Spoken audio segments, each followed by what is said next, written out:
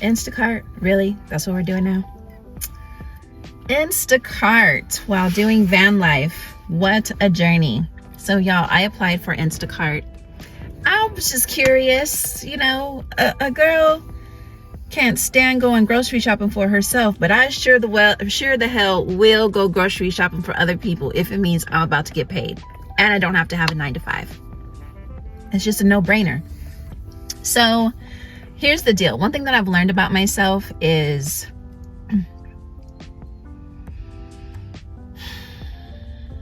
whatever you can't stand, do it.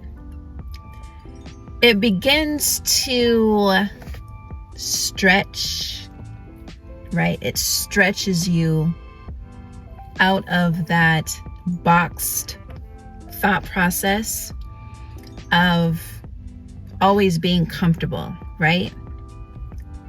There is money to be made out here. There is.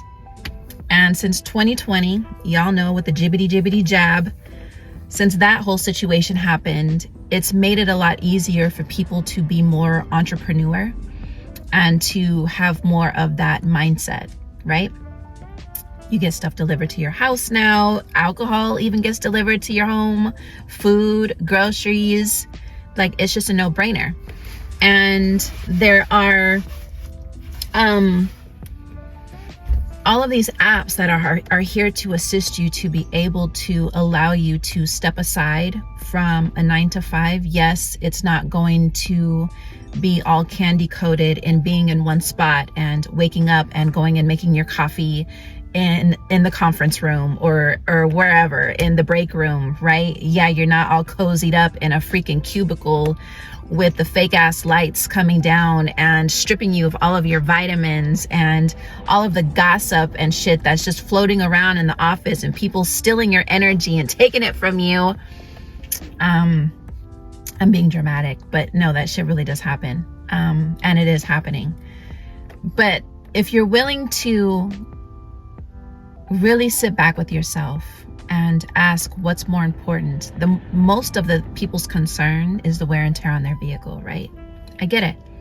This is my home. This is my van. This is where I fucking live. You know what I'm saying? So yeah, there is wear and tear. Yeah, I would have to consider, well, shit, if something would have, could have, should have, you know what I'm saying? Then yeah. But just think about this. This is my only vehicle and I actually live in it. And I still chose to quit my job. And I still chose to do these little side gigs so that way I can focus on what really matters to me, which is my businesses. And now my trucking dispatching business. So there has to come a point where you stop looking at all of the smaller details of a situation and ask yourself, doesn't your happiness, doesn't you doing your own thing, doesn't you being able to wake up and create your own schedule supersede the wear and tear that you have on your vehicle? And if you have money set aside for that, you can get it fixed. You know, a vehicle is fixable. But I think a worse situation is waking up every day, not enjoying where you're at, and not being able to have those moments of yourself of when, for women, when you have your cycle, you can sit back and chill because your body needs the rest. You know, your body needs to go through that process. And being around, I'm an energetic person. So being around a bunch of people's energy while your body is going through that is just not how we were made to be, you know? Not just that, get into like your meditations and having more of like a soft morning, you know? And when you're feeling some type of way, not feeling like you have to have this, where are my keys? There's this bug flying around and it's so annoying. Not feeling like you have to be stuck and not enjoy, you know, your life. You know what I'm saying? Like there comes a point where you're just at a moment, when is enough enough? Like how many more years are you going to keep saying you're going to do something and you just don't take the time to do it? And I feel now more than ever is an opportune time to take advantage of all of these elements that we have to be able to at least know, if you put in the work and you put in that mental state of yourself into it and pierce that new reality, knowing that there's money out here besides having a 9-to-5, then when you put yourself first and you trust yourself, and not only trust yourself, but trust your relationship with the creator that put you here, you don't have anything to lose. You know, you really don't have anything to lose. I don't have anything to lose. What I am losing when I decide to give my energy to other people is that, my own energy to invest into myself. You know, and to sit back and just to kind of let another year go by and another excuse go by and another, like, how old are you already? How old am I already? How many more goddamn excuses are we going to make to not finally do what we want to do for ourselves? We have the capacity to do it now. It's been given to us on a freaking platter to be able to do it with all of these apps. When I was working a full-time job, let's say I was doing about maybe 150 a day. You know, that was me doing van life. So we're talking about 3 and some change a month. You can make $150 a day doing this, you know, and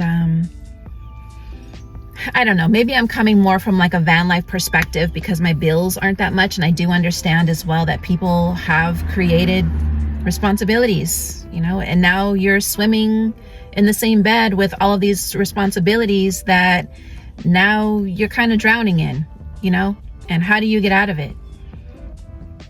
So yeah, I get it. You know, I get it. I'm one of those people that if I'm not happy somewhere, I'm going to leave. I don't care what's attached to it. I'm just going to leave, and I'm going to create a new reality for myself, and I'm going to continue to create a new narrative and a new reality for myself until I get to where I fucking want to be. I will not stop until I do that. It's cold. It's cold out here. It's like 40 some degrees. It's supposed to be like 39 degrees. My van has no heat. It's cold out here.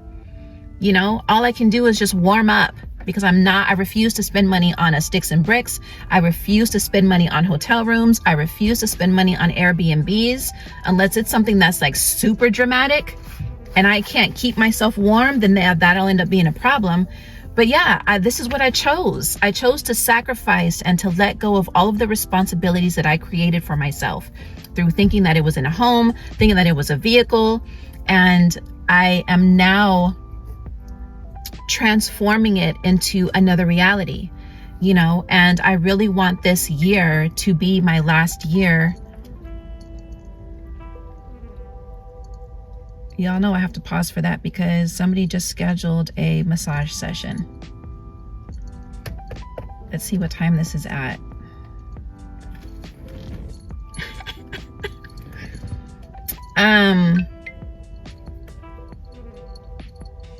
Today at 3 p.m. It's already 11:21. Well, so much for the doing that. How long is this session for? Let me see. 1 hour. All right.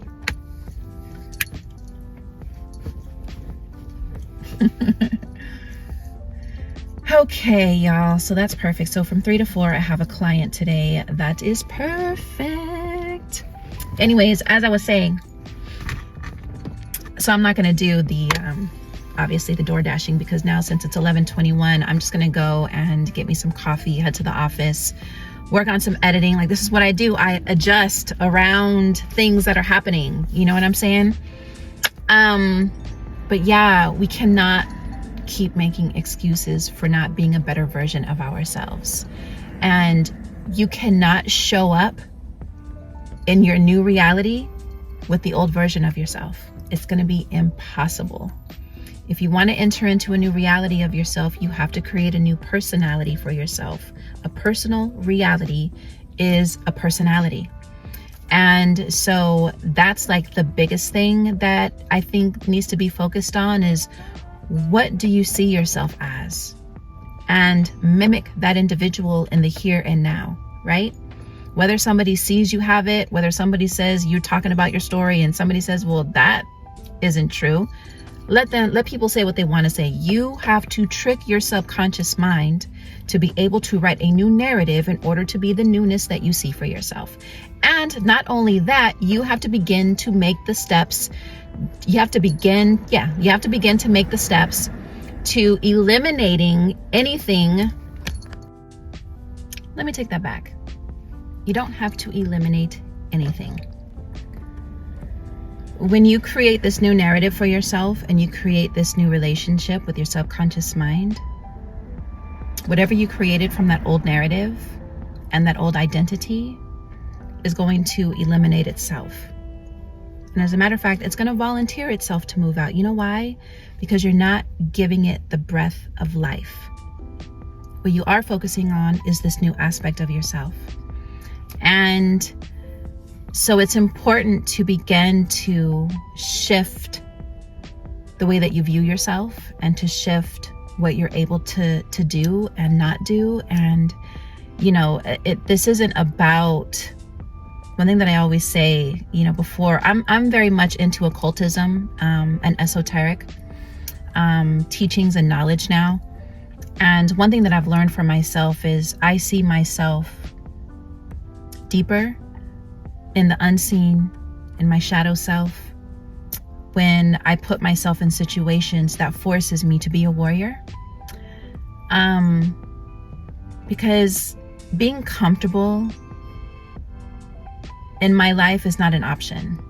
I don't always want to be comfortable. I've experienced that part of being comfortable, and not to say that it's not a beautiful place to be in, but I also like to see myself in uncomfortable situations because it forces me to pull out that warrior mentality, right? And to be able to shine a light in aspects of myself that may not reveal itself because I'm too focused on always being comfortable. And, you know, no, it's not fun living in a van with no heater and, you know, it's like 30 degrees at night. You know, I can see my own breath when I breathe and, you know, I'm fully clothed and, you know, no, that shit's not fun. But guess what? I've learned to allow myself to experience these things of being uncomfortable because it gives me this elasticity of my mind and myself where I can engage in any situation and know, because I've strengthened my mind so much, that I'm able to maneuver myself no matter what condition or environment I'm in. And it's kind of like putting yourself in this game with yourself. Let's see how far I can take this, and let's see what it feels like to burn down an identity that you created for yourself and to create tower moments, and see what you're able to do with that. See what you're able to build with the ashes that come from that, you know. And I don't think there's anything more beautiful than being a sacrificial lamb, being the phoenix that rises out of the ashes. And being comfortable just doesn't get you there. You know, it really doesn't get you there. Now, some of this could be conditioning from my past as a child. I didn't have the most terrible life, but I didn't have the most best life either. Compared to other people, it was decent, you know. Is some of this part of that? Could be. But there's this glory that I receive from myself when I'm able to see this aspect of myself walk through flames and come out, you know, just a beautiful piece of crystal, you know. And it's a beautiful journey, and I don't think I would be able to really fully put myself back into situations that keep me constrained. That could be relationships, friendships, family. I've learned a lot. I've learned a lot. And, you know, I think one thing that I would like to leave with you guys in this message is to, one, know that life is full of ebb and flow and contrast. There is no escaping that. Two, the mind is a powerful thing, and it's a great storyteller, and the subconscious mind will take on any memories that you choose to give it. You know, it doesn't know the difference between the reality of a thing and what you feed it.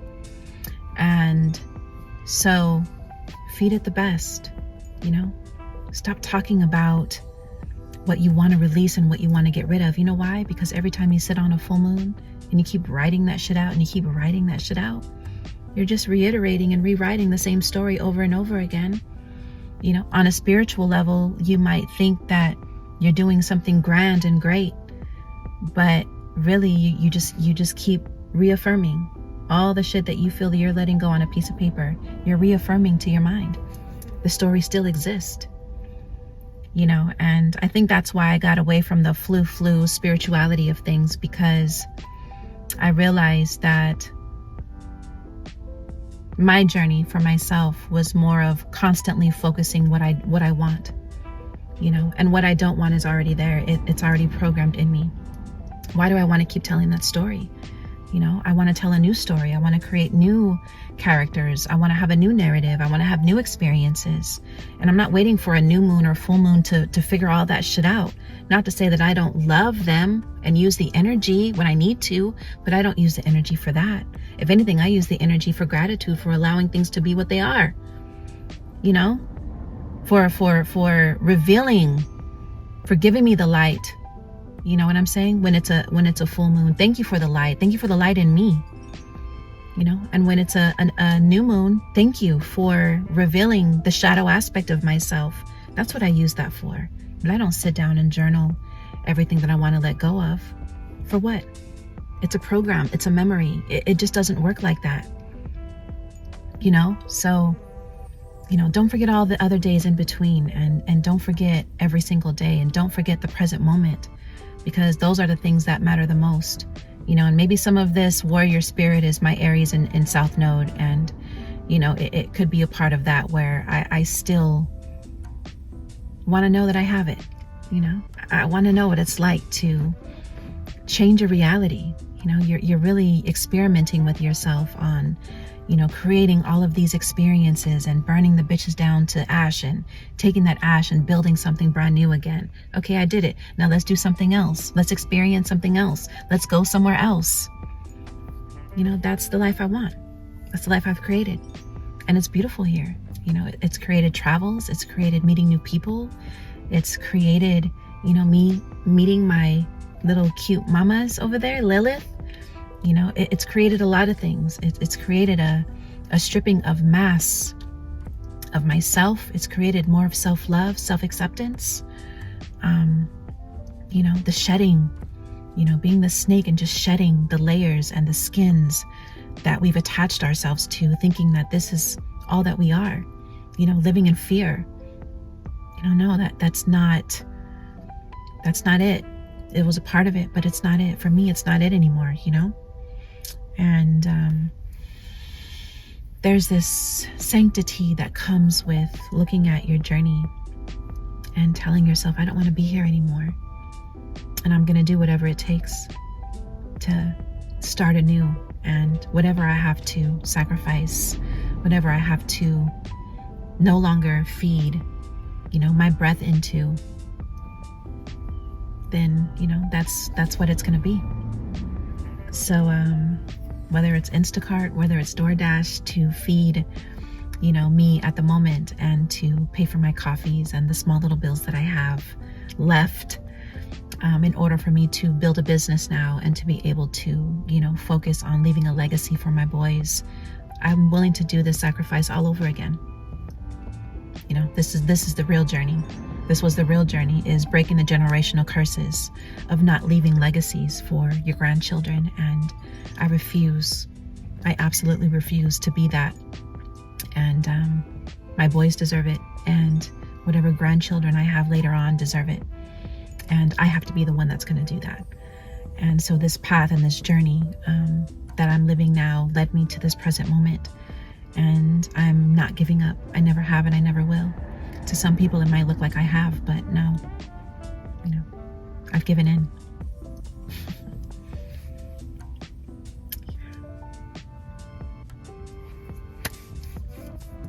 I've given in. So Anyways, let's continue this day and have a beautiful Saturday. Peace.